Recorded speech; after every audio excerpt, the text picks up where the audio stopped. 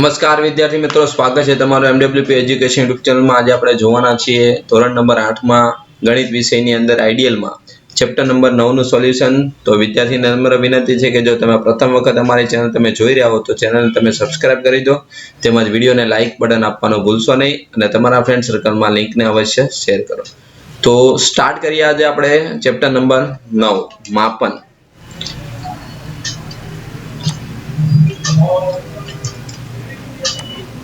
तो સૌપ્રથમ આપણને પહેલા એક પ્રશ્ન આપેલો છે, પહેલો દાખલો કે એક સમલંબ ચતુષ્કોણ આકારનો તમને ધરાવતી બારીનું ક્ષેત્રફળ તમને આપેલું છે, જે કેટલું છે 700 મીટર સ્ક્વેર। બે સમાંતર બાજુ વચ્ચેનું અંતર તમને આપેલું છે 35 મીટર।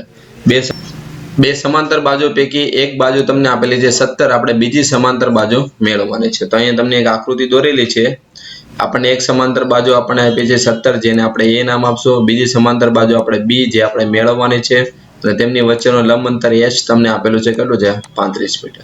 તો આ સમલંબ ચતુષ્કોણ બારીનું ક્ષેત્રફળ આપણને ખબર છે તે 1/2 સમાંતર બે બાજુ એટલે કે a વત્તા b નો સરવાળો ગુણ્યા તેમની વચ્ચેનું લંબ અંતર એટલે કે h। તો હવે ચિત્રમાં આપણે કિંમત મૂકી દઈએ। ક્ષેત્રફળ તમને આપેલું છે 700 બરાબર 1/2, h તમને આપેલા છે કેટલા છે 35, સરવાળો આપણે a બરાબર 17 આપેલા છે, b તમારે મેળવો। તો સૌપ્રથમ હવે 2 બરાબરની આ બાજુ છે એટલે 700 ગુણ્યા 2 બરાબર 35, કૌંસમાં આવશે 17 પ્લસ 2, 17 પ્લસ b। એના પછીનો હવે પદ જોઈએ તો 35 બરાબરની આ બાજુ જશે એટલે છેદમાં જાય એટલે 700 ગુણ્યા 2 ના છેદમાં 35 બરાબર 17 પ્લસ કેટલા આવશે 2। તો 35 દુ કેટલા થાય 70, એટલે અહીં તમારો જવાબ આવશે 20, 20 દુ 40 બરાબર 17 પ્લસ કેટલા થશે 2। ચલો 17 ને બરાબરની આ બાજુ લઈ જાય એટલે માઇનસ થશે, તો b બરાબર 40 માંથી 17 બાદ કરો એટલે b બરાબર તમારા આવશે 23। તો બીજી બાજુ જે છે તેની લંબાઈ કેટલી આવશે 23, મીટરમાં આવશે 23 મીટર। ચલો નેક્સ્ટ હવે આ જોઈએ આપણે એના પછીનો બીજો દાખલો તમને આપેલો છે કે એક સમબાહુ ચતુષ્કોણનું ક્ષેત્રફળ તમને આપેલું છે 300 સેમી સ્ક્વેર। એમાં એક વિકર્ણ લંબાઈ 50 સેમી છે, તો આપણે બીજા વિકર્ણ લંબાઈ આપણે મેળવવાની। તો અહીંયા તમને એક સમબાહુ ચતુષ્કોણ આપેલો છે, એનો એક વિકર્ણ જેને આપણે d1 નામ આપી દઈએ, બીજો વિકર્ણ જે આપણે મેળવવાનું છે એટલે d2 ગોતવાનું છે। તો સમબાહુ ચતુષ્કોણનું ક્ષેત્રફળ 1/2 ગુણ્યા બંને વિકર્ણનો ગુણાકાર એટલે d1 ગુણ્યા d2, કિંમત મૂકો એટલે 300 બરાબર 1/2 ગુણ્યા 50 ગુણ્યા શું આવશે d2। હવે 2 બરાબરની આ બાજુ જશે એટલે ગુણાકારમાં અને 50 આવશે છેદમાં। નેક્સ્ટ સ્ટેપ આપણે જોઈએ તો 0 0 કેન્સલ, 5 6 30 એટલે કે 6 ગુણ્યા 2 એટલે જવાબ કેટલો આવશે 12 સેમી। બીજા વિકર્ણ લંબાઈ કેટલી આવશે 12 સેન્ટીમીટર। ચલો નેક્સ્ટ પછીનો પ્રશ્ન નંબર 3 આપેલો છે આપણને કે જમીન પર પાથરવામાં આવતા કાપડમાં એક સમલંબ ચતુષ્કોણ આકારનું છિદ્ર પડી ગયેલું છે। અહીં તમને આકૃતિ દોરેલી છે। બે સમાંતર બાજુની લંબાઈ અને તેમની વચ્ચેનું લંબ અંતર અનુક્રમે 5, 3 અને 2 આપેલું છે। તો આપણે અહીં કિંમત મૂકી દઈએ તો એક સમાંતર બાજુ આ a બરાબર 5 મીટર છે, બીજી સમાંતર બાજુ આ b બરાબર કેટલું છે 3 મીટર, તેમની વચ્ચેનું લંબ અંતર તમને h આપેલું છે કેટલું છે 2 મીટર છે। હવે થીંગડું લગાડવા માટે વપરાતા કાપડનો ભાવ તમને આપેલો છે 70 પ્રતિ મીટર સ્ક્વેર, એટલે 1 મીટર સ્ક્વેરનો 70 રૂપિયા ભાવ છે। તો હવે એ થીંગડું મારવા માટે કેટલો ખર્ચ લાગે તે આપણે મેળવવાનો। તો સૌપ્રથમ આ પહેલા થીંગડાનું એટલે કે સમલંબ ચતુષ્કોણનું આપણે ક્ષેત્રફળ મેળવવું પડે। તો અહીં આપણે સૂત્ર મૂકી દીધું છે 1/2 ગુણ્યા h કૌંસમાં a પ્લસ b, કિંમત આપણે મૂકી દઈએ આમાંથી તો આ 2 2 આપણા કેન્સલ થશે, 5 ને 3 કેટલા થશે 8, યાની 8 મીટર સ્ક્વેર। થીંગડું આપણને કેટલું આપ્યું છે 8 મીટર સ્ક્વેરનું ક્ષેત્રફળ આપ્યું। હવે આપણને ભાવ આપ્યો છે 1 મીટર સ્ક્વેર થીંગડું મારવાનો ખર્ચ કેટલો છે 70 રૂપિયા। તો આપણને થીંગડું કેટલા મીટર સ્ક્વેર ઉપર છે 8 મીટર સ્ક્વેરનો ભાવ કેટલો થશે। તો હવે આપણે ચોકડી ગુણાકાર કરીએ, આ પદનો અહીંયા ગુણાકાર થાય એટલે 8 ગુણ્યા કેટલા થાય 70, તો તમારો જવાબ આવે 8 સત્તા 56, એટલે કેટલા રૂપિયા આવશે 560 રૂપિયા। ચલો નેક્સ્ટ એના પછી બીજો દાખલો એટલે કે ચોથા નંબરનો દાખલો આપેલો છે કે દિશા સૂચક બોર્ડનો આકાર સમબાહુ ચતુષ્કોણ આકારનો છે। તો અહીં તમને આપેલું છે, નીચે ડ્રો કરેલું છે। રસ્તામાં વપરાતા દિશા સૂચક બોર્ડના વિકર્ણ અને લંબાઈ તમને આપેલી છે. એક છે 30 અને બીજી છે 45. યાની આપણે D1 બરાબર આપણે 30 લીધા છે અને D2 બરાબર આપણે 45 લીધેલા છે. હવે તેના રંગવાનો ખર્ચ તમને આપેલો છે ₹4 પ્રતિ સેન્ટીમીટર. ₹4 પ્રતિ સેન્ટીમીટર સ્ક્વેર એટલે 1 સેન્ટીમીટર સ્ક્વેરના કેટલા રૂપિયા? ₹4. તો હવે દિશા સૂચક બોર્ડને રંગવાનો કુલ ખર્ચ આપણે કેટલો? એટલે સૌપ્રથમ પહેલા તો આપણે આનું ક્ષેત્રફળ તમારે મેળવવું પડે. તો સમબાહુ ચતુષ્કોણનું ક્ષેત્રફળનું સૂત્ર છે 1/2 D1 ગુણ્યા D2. તો કિંમત આપણે મૂકી દઈએ. 1/2 D1 કેટલા છે? 30 અને D2 કેટલા છે? 45. તો આ બંનેનો ગુણાકાર કર્યો એટલે 1350 આવે. એના અડધા કરીએ એટલે કેટલા થાય? 675 સેમી સ્ક્વેર. હવે આપણે ભાવ લગાવીએ. 1 સેમી સ્ક્વેર નો ખર્ચ આપણને કેટલો આપેલો છે? 4. ચલો 675 ગુણ્યા આપણે કેટલા કરવાના? 4 કરવાના. તો 675 ગુણ્યા 4 કરીએ તો આપણે ગુણાકાર કેટલો મળે છે? ₹2700. એટલે ખર્ચ આપણને એટલો થશે. ચલો નેક્સ્ટ હવે આપણને અહીંયા એક નિયમિત અષ્ટકોણ તમને આપેલું છે. એનો આપણે ક્ષેત્રફળ ગોતવાનો છે હવે.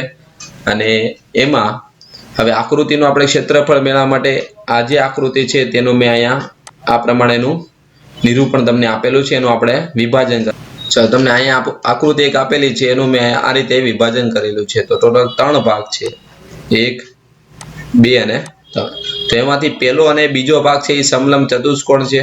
ત્રીજો ભાગ છે એ લંબચોરસ છે. તો આપણે પહેલા ભાગ નંબર 1 અને ભાગ નંબર 2 નું આપણે ક્ષેત્રફળ આપણે મેળવી દઈએ. તો ભાગ નંબર 1 અને 2 નું આપણે ક્ષેત્રફળ તો 2 ગુણ્યા હવે કેટલા સમલંબ ચતુષ્કોણ છે આપણને પાસે? 2. એટલે 2 ગુણ્યા સમલંબ ચતુષ્કોણનું આપણે ક્ષેત્રફળ.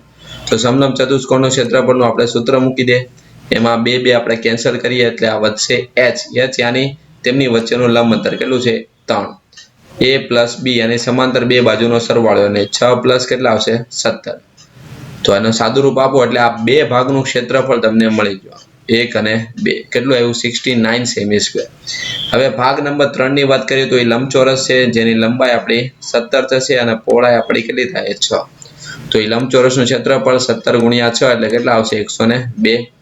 હવે આખા ટોટલ નિયમિત અષ્ટકોણનું ક્ષેત્રફળ એટલે એમાં ટોટલ 3 ભાગ પ્લસ ત્રીજો ભાગ એટલે સોરી ટોટલ આપણે 2 ભાગ, 2 સમલંબ ચતુષ્કોણ અને ત્રીજો લંબચોરસનું ક્ષેત્રફળનો આપણે શું કરવાનો? સરવાળો.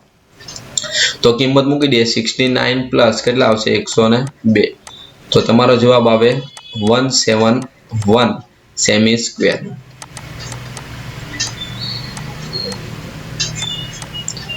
ચલો નેક્સ્ટ હવે એના પછીની આકૃતિ છે આકૃતિ નંબર 6. થોડીક મોટી આકૃતિ અહીંયા તમને આપેલી છે. આપણે એને સમજવા પહેલા આપણે પ્રયાસ કરીએ.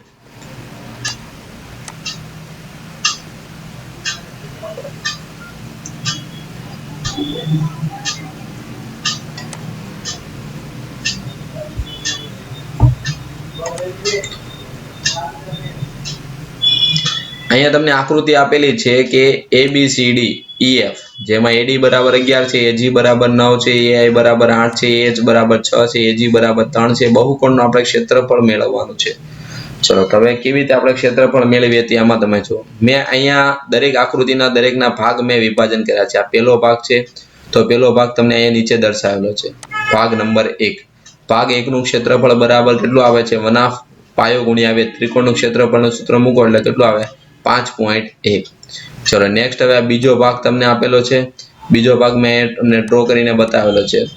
તો બીજા ભાગનું ક્ષેત્રફળ પણ એ કાટકોણ ત્રિકોણ બને છે 1/2 પાયો ગુણ્યા વેધ. એનો જવાબ આપણને કેટલો મળે છે? 10.2. ચલો હવે ત્રીજા નંબરનો ભાગ તમને અહીંયા આપેલો છે જે તમને બાજુમાં દર્શાવેલો છે ભાગ નંબર 3 નું ક્ષેત્રફળ. તો એ પણ એક કાટકોણ ત્રિકોણ જ બને છે. એનું પણ ક્ષેત્રફળ કેટલું આવે છે? 6 સેમી સ્ક્વેર. નેક્સ્ટ ચોથો છે ત્રિકોણ. ચોથા ત્રિકોણનું અહીં તમને ક્ષેત્રફળ આપેલું છે. ચોથા ભાગનું ક્ષેત્રફળ કેટલું આવે છે? 3 સેમી સ્ક્વેર. હવે વધ્યા બાકીના બે ભાગ. તો એમાં પહેલા પાંચમા ભાગની વાત કરીએ. તો પાંચમા ભાગની અહીં તમને આકૃતિ આપેલી છે જે એક સમલંબ ચતુષ્કોણ બને છે જેમાં આ બંને સમાંતર બાજુ કહેવાય એટલે A અને B અને આ થશે એની વચ્ચેનું લંબ અંતર 5. તો અહીંયા એનો સ્ટેપના દરેકના તમને માપ મૂકી અને ગણતરી કરીને તમને એનો જવાબ આપણને કેટલો મળે છે? 18.5 સેમી સ્ક્વેર. હવે વધ્યો કેવા ભાગનો છઠ્ઠા નંબરનો ભાગનું ક્ષેત્રફળ. તો છઠ્ઠા નંબરનો ભાગ પણ સમલંબ ચતુષ્કોણ જ બને છે. આ સમાંતર બે બાજુ છે અને તેમની વચ્ચેનું લંબ અંતર કેટલું આવ્યું 2. તો એની પણ તમને આકૃતિ આપેલી છે. એની આકૃતિ તમને આપેલું છે, એનો અહીંયા સૂત્ર આપણે કિંમત મૂકો એટલે એનો જવાબ કેટલો આવે છે 6.4. હવે આ દરેક ભાગનો આપણે સરવાળો કરવાનો છે. ભાગ નંબર 1, ભાગ નંબર 2, 1, 2, 3, 4, આ 5 અને અહીં તમને દરેક ભાગનું ક્ષેત્રફળ આપેલું છે, એનો સરવાળો કરો એટલે તમારો જવાબ આવશે 49.2 સેમી સ્ક્વેર. ચલો નેક્સ્ટ હવે આગળ વધી આપણે ધીમે ધીમે. હવે આપણે પૃષ્ઠફળ મેળવવાનું છે. તો અહીંયા બધા દરેકના પૃષ્ઠફળનો તમને સૂત્ર આપેલા છે, તેમાંથી જોઈને તમારે આઈડિયલમાં તમારે નોટ ડાઉન કરવાના રહેશે. હવે આપણે 9મો દાખલો. ચેતનભાઈ બેડરૂમની અંદર 16 મીટર, 10 મીટર અને 6 મીટરની એક ઓરડી છે, જેમાં આ લંબાઈ થશે, આ પહોળાઈ થશે અને આ થાય ઊંચાઈ. એ બેડરૂમને કલર કરવાનો ખર્ચ તમને આપેલો છે 6 રૂપિયા પ્રતિ ચોરસ મીટર હોય તો બેડરૂમની ચારે દિવાલ ને કલર કરવાનો ખર્ચ કેટલો, અને જો બેડરૂમની આપણે છતને એડ કરીએ તો કેટલા રૂપિયા સરવાળો થાય ટોટલ તે આપણે મેળવો. તો પહેલા તો બેડરૂમની ચારેય દિવાલનું આપણે ક્ષેત્રફળ એટલે ખુલ્લા લંબઘનનું પૃષ્ઠફળ 2HL + B. આમાં આપણે સૂત્રમાં કિંમત મૂકી દો એટલે તમારો જવાબ થશે 12 × 26. એટલે જવાબ આવે છે તમારો 312 મીટર સ્ક્વેર. હવે આપણે ભાવ લખીએ. 1 મીટર સ્ક્વેરનો કેટલા ભાવ આપેલો છે 6 રૂપિયા, એટલે કે 312 મીટર સ્ક્વેરનો કેટલો ભાવ, તો 312 ગુણ્યા આપણે 6. તો જવાબ લખીએ 6 2 12 વધી પડી 1 6 1 6 અને 1 7 6 3 6 18 એટલે 1872 રૂપિયા થાય. ચારે બાજુને ખર્ચ કરવાનો. હવે એ બેડરૂમની છતને પણ એ કલર કરવા માંગે છે એટલે એનું આપણે ક્ષેત્રફળ પહેલા મેળવી લે. તો એ જવાબ આવે 160. હવે 1 મીટર સ્ક્વેરનો ભાવ 6 રૂપિયા હોય તો 160 મીટર સ્ક્વેરનો ભાવ કેટલો હોય એટલે કેટલો આવે છે 480. તો ટોટલ હવે કુલ ખર્ચો કેટલો થાય તો 1872 પ્લસ કેટલા કરવાના 480.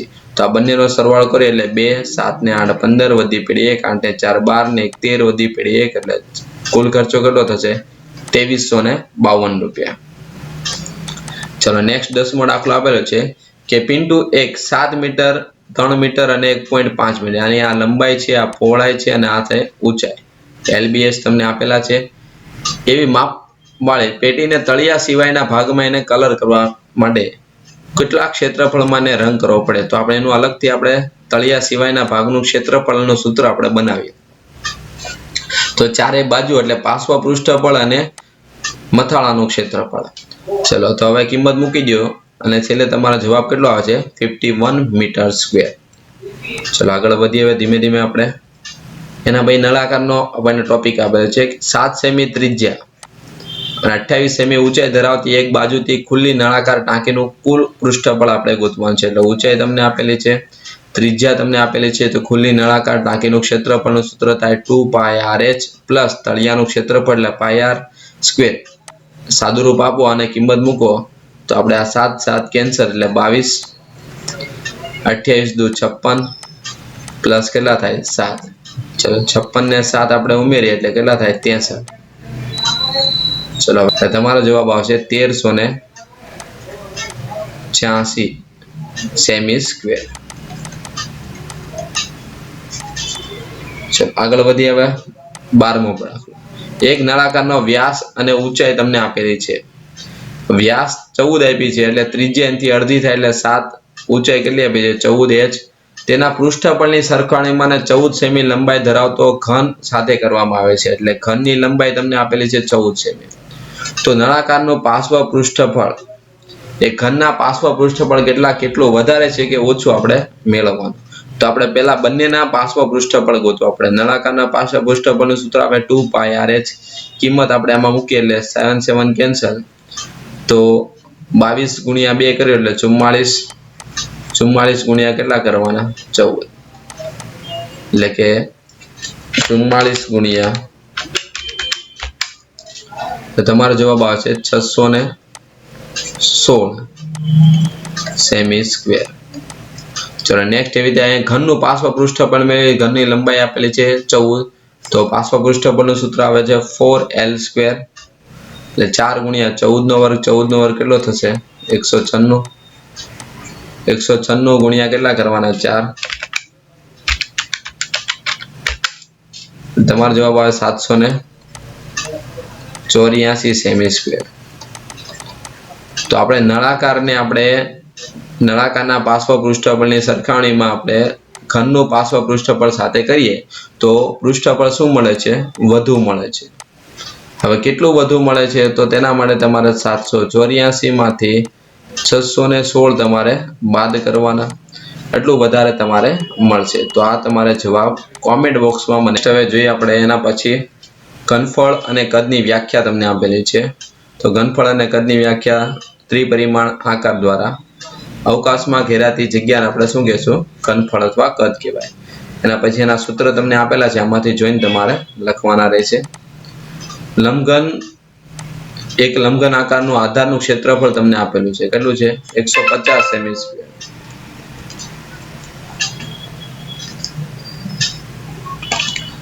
હવે એનું ઘનફળ તમને આપ્યું છે 1500 સેમી ક્યુબ.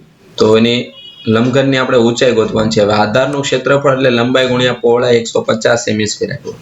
લંબઘનનું ઘનફળ બરાબર 1500 સેમી સ્ક્વેર. સૂત્ર આપણે મૂકી દઈએ LBH, એમાં લંબાઈ ગુણ્યા પહોળાઈ તમને આપેલું છે 150, એટલે h ને કરતા બનાવો એટલે લંબાઈ ગુણ્યા પહોળાઈ છેદમાં જાય.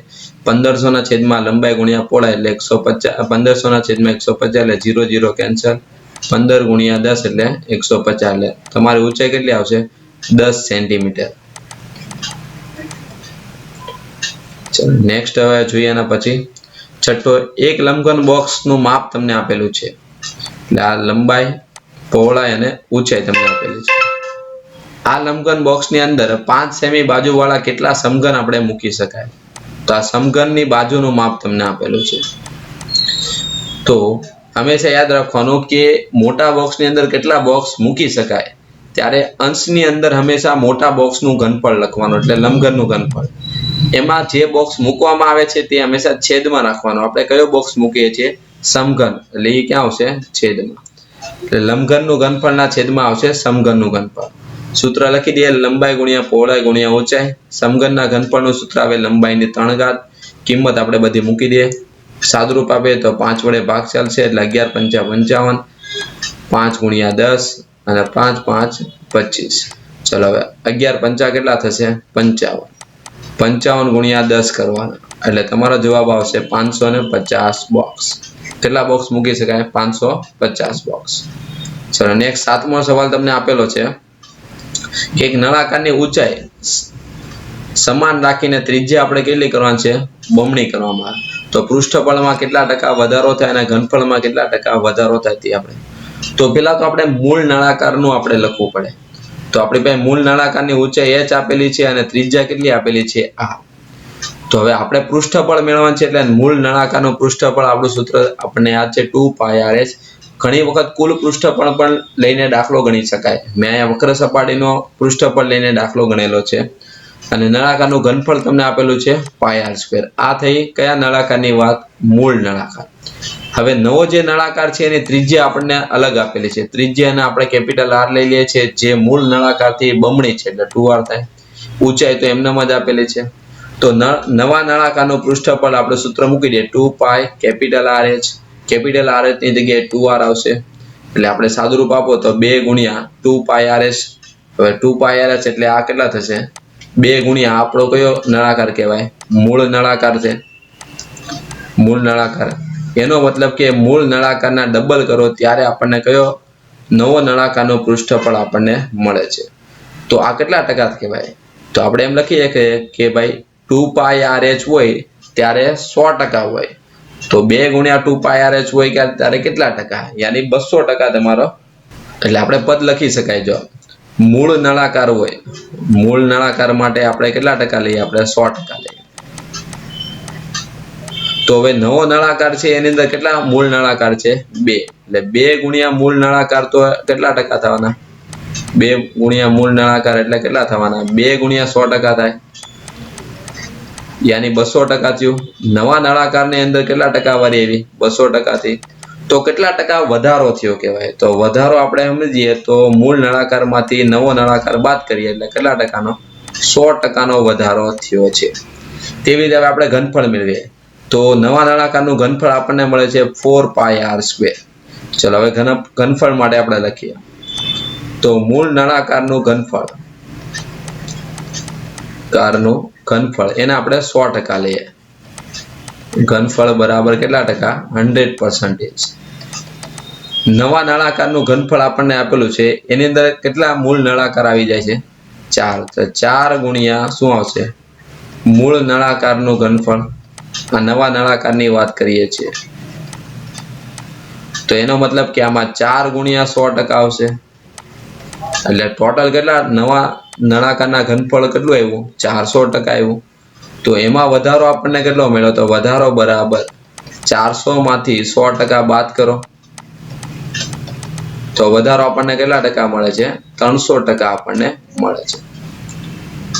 ચલો નેક્સ્ટ જોઈએ હમણાં પછી પ્રશ્ન નંબર 8. જો ઘનની માત્ર એક બાજુને 4 ગણી કરવામાં આવે તો એનું ઘનફળ કેટલા ગણું થાય? તો પેલા તો આપણે મૂળ ઘન વિશે લખવું પડે. મૂળ ઘનની બાજુ l છે તો મૂળ ઘનનું ઘનફળ આપણે શું થાય? l ની 3 ઘાત અને મૂળ ઘનનું પૃષ્ઠફળ કેટલું થાય? 6l². હવે નવા ઘનની લંબાઈ આપણે કેટલા ગણી કરવાની? 4 ગણી. એટલે નવા ઘનની લંબાઈ કેપિટલ L બરાબર શું આવશે? 4l. નવા ઘનનું ઘનફળ એટલે l ની 3 ઘાત. આમાં કિંમત મૂકી દે 4l ની આખાની 3 ઘાત.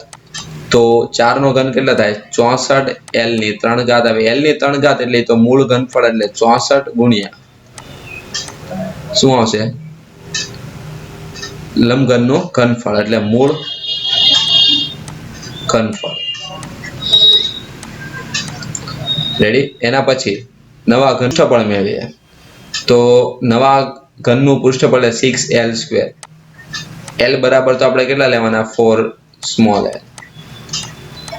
સાદુરૂપ આપણે લખીએ તો 6 ગુણ્યા 4 નો વર્ગ કેટલો થાય? 16l².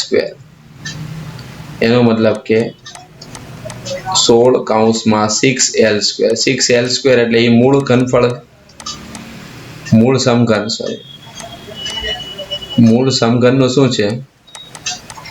મૂળ સમઘનનું પૃષ્ઠફળ છે. તો નવા સમઘનનું પૃષ્ઠફળમાં કેટલા ગણું છે?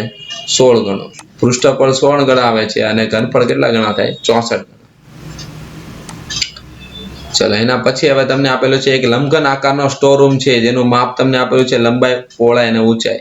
એની અંદર 500 લીટર ક્ષમતા ધરાવતી કેટલી પેટી સમાઈ શકે? હમણાં તમને સમજાવ્યું હતું. પેલા આપણે સ્ટોરનું ઘનફળ મેળવી લેશું એટલે LBH બરાબર આપણે કેટલું મેળવ્યું? 20 ગુણ્યા 15 ગુણ્યા 3.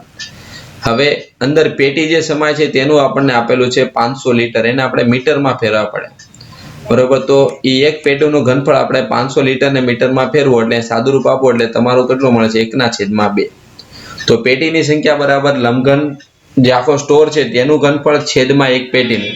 તો આપણે અહીં લખી દઈએ 20 ગુણ્યા 15 ગુણ્યા 3 છેદમાં આવશે 1/2. તો 2 આપણા અંશમાં જશે એટલે 2 ગુણ્યા 20 ગુણ્યા 15 ગુણ્યા કેટલા થાય? 3. ચલો તો 15 દુ 30, 30 દુ 60, 60 ગુણ્યા 0 13 છંગ